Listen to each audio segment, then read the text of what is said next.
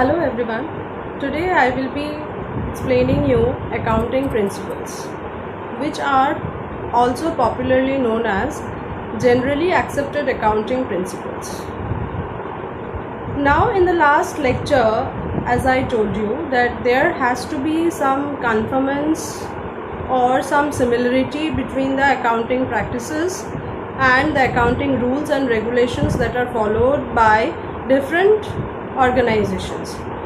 Otherwise, there will be problems regarding interpreting the accounting information that is required when we get into any sort of business or any sort of contract, joint venture or partnership with other organization.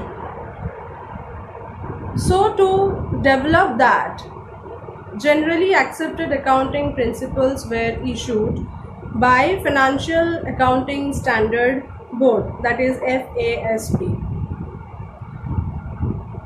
Now, according to the structure of GAAP, some accounting principles, concepts and conventions has been described, which are to be followed by all the organizations of all the industries, various industries. So that there has to be some similarity, some conformance that all the industry or all the organization is following while maintaining the financial information, while maintaining their accounts. Now the concepts, conventions or principles, these are the words which sounds very similar. Maybe you think that they are synonyms of each other, but they are not. Concepts are the general ideas and conventions are the general traditions or practices that are followed by accountants generation to generations. So these two concepts and conventions, they together form the accounting principles. So in today's lecture I will be elaborating you all the accounting concepts and conventions that are generally followed. Now let's come to the concepts first. First concept is business entity or a separate legal entity. Now in this, according to this, all the organizations are considered as a separate entity or a separate legal entity than their owners. Right, and similarly, all the accounts or transactions are to be recorded in separate books. The owner of the organization is separate than the organization itself. In company law, we have studied that every company or every organization is a separate legal entity. Right, so the owner's transactions, owner's financial properties or assets are to be kept separate than the assets of the organization. One cannot mix or combine the assets of the owner with the assets of the organization. Same concept goes with the liabilities too. The liabilities of the owner has to be treated separately than the liabilities of the organization. Whatever the owner invests as capital in the business is to be considered as a stake on the organization, a liability of the organization towards the owner. At the time of the liquidation or the closure of the business, the owner is supposed to or entitled to get whatever he has invested as a capital in the business. So that is the first concept that we need to take care of, that is separate legal entity or business entity. Next is the money measurement concept. As we are talking about financial transactions or financial accounts, then we need to take care of the thing that we are only recording, or we will be only dealing with the transactions that can be converted or that can be measured in monetary concepts or in the terms of the currency that we are using. It may be in rupees, it may be in dollars, in whatever whichever country that we are in and whichever currency that we are using. So the transaction has to be monetary in nature. The quality of the product, the efforts that has been put by your employees are not going to be considered while recording financial transactions or while maintaining financial accounts. Then comes accounting period concept.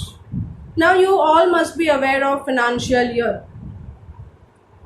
While dealing with the taxes, we use the term as financial year.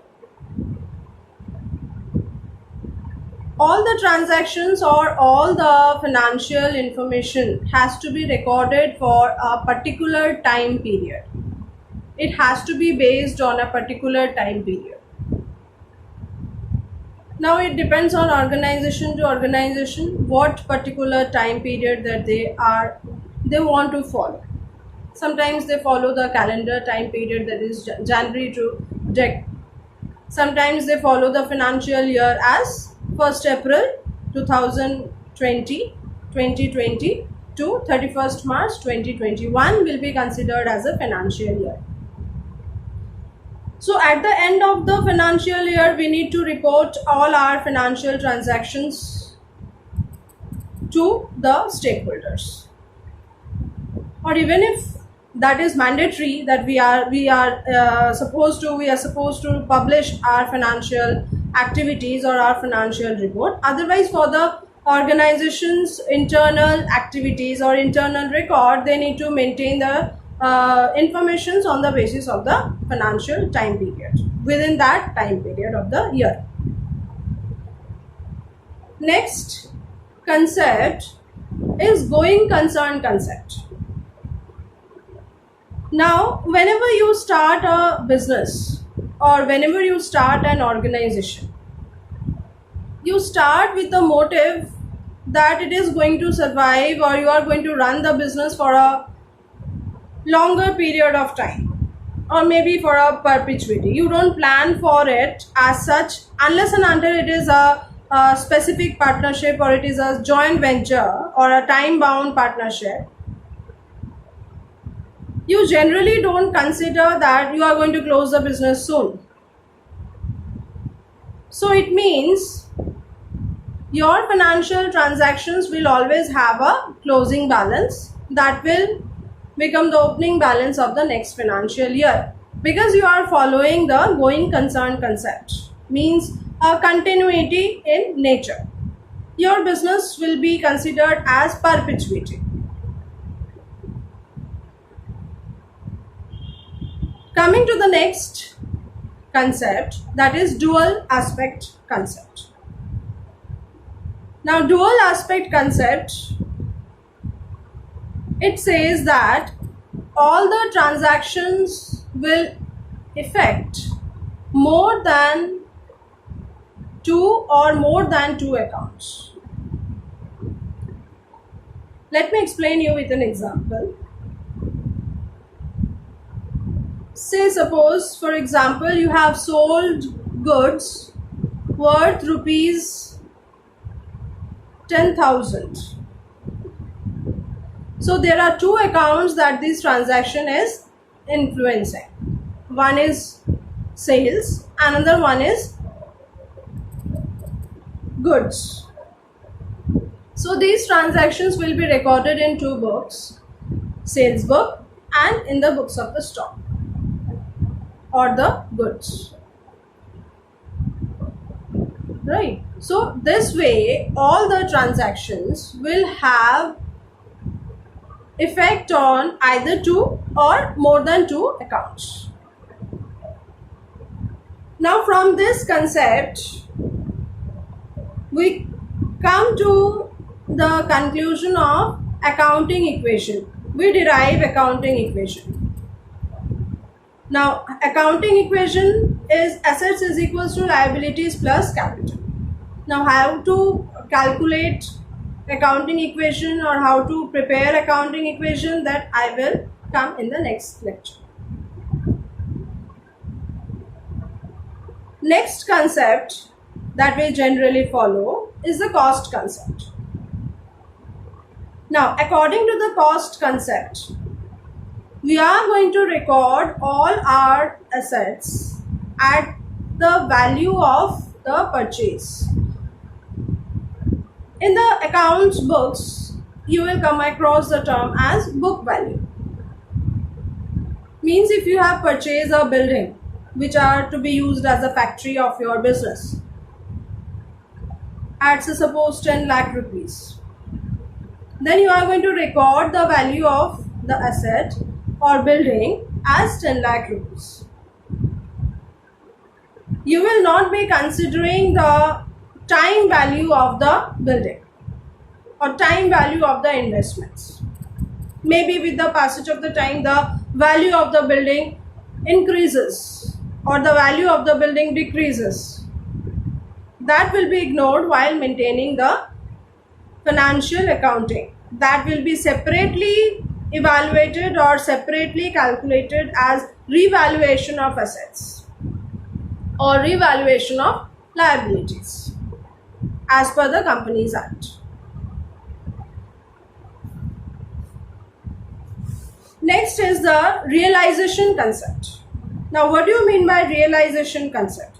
Means we are going to record the financial transactions which we have realized. Right? For example, I have a bakery shop.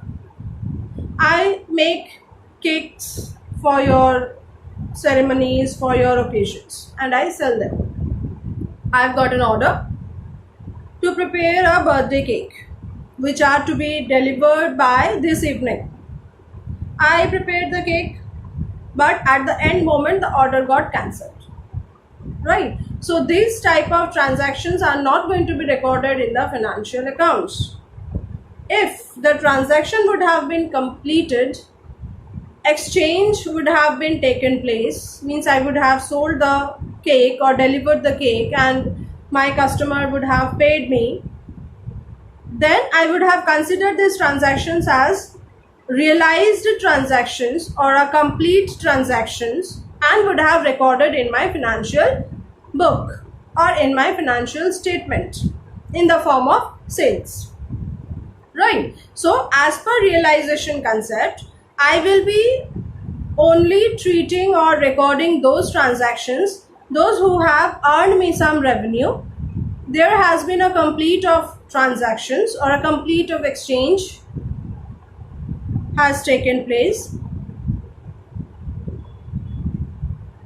and these transactions are called as realized transactions. So basic criteria of understanding that which are the transactions that has been realized or that are realized. First, there is a measurement of asset which has been exchanged, a revenue has been earned, or the transaction has been completed. Those transactions are going to be recorded in the financial statements only. Next is the accrual concept. Now, with the passage of time, we came to a concept that we need to capture those customers also who don't have the capability to pay me instant, but they have the capability to pay me later. Right? So I need to capture those customers also to my business. Otherwise, there will be no competitiveness. Right? So to capture them, I need to sell them on credit also. Now, if I sell them on credit, my transaction is not complete. Then as per the realization concept, I am not supposed to record those transactions because I have not earned the revenue till now.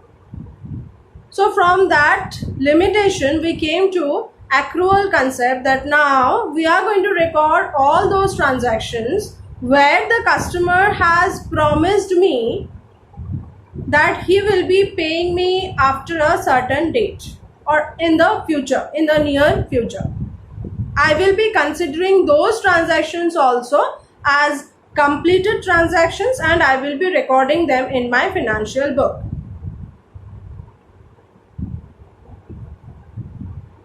Next is the matching principle or matching concept. Now, every revenue that I have earned in my business is attached with a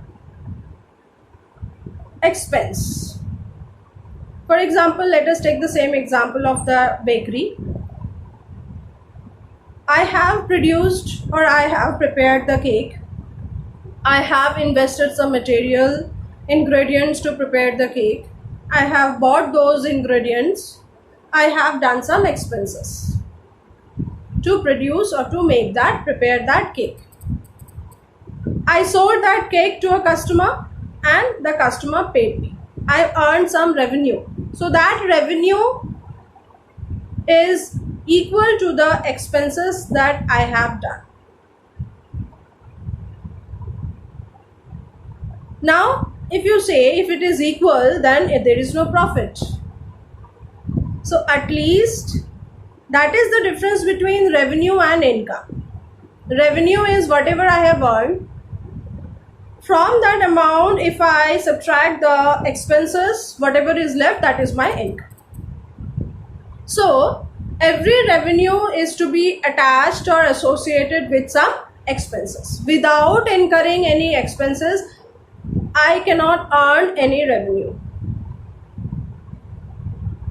Next is full disclosure principle.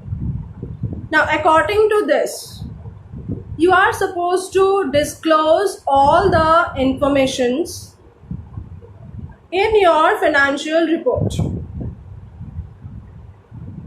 to maintain some ethical or morality to the stakeholders who wants to know the real picture of your organization. In the same context, all the transactions or all the financial transactions are to be supported with some evidences. What sort of evidences? They are supposed to be attached with a cash memo. They are supposed to be attached with the vouchers, right? Any sort of bills that you use to maintain a record of the transaction. Now comes the conventions. As I told you, conventions are the traditions or the customs that are, or the practices that are followed by accountants generation to generations. Some of them are, first one is materiality. Now, what do you mean by materiality? Materiality says that in an organization, while conducting a business, we come across different types of activities. Some of the activities that influence the financial position of the organization largely, and some of the practices or some of the transactions, they don't make that influence or that impact on your profit and loss of the organization as such. For example, maintaining stationery, how many papers you have used,